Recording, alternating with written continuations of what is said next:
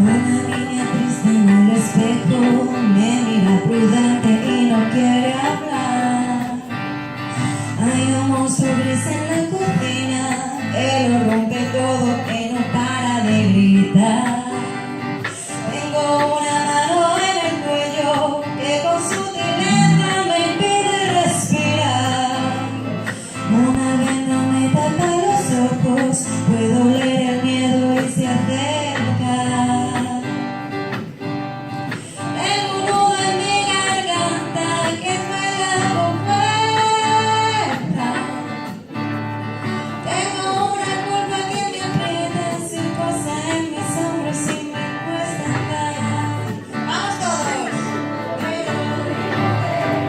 Una puerta violeta en la pared, y al entrar me libera, como se despliega la vela de un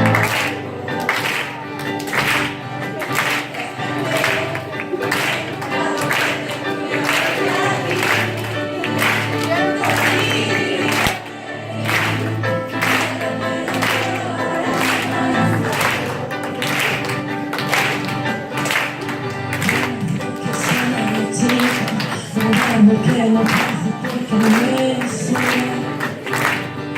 un vestido que se me pone, un beso que me cacha de una luna.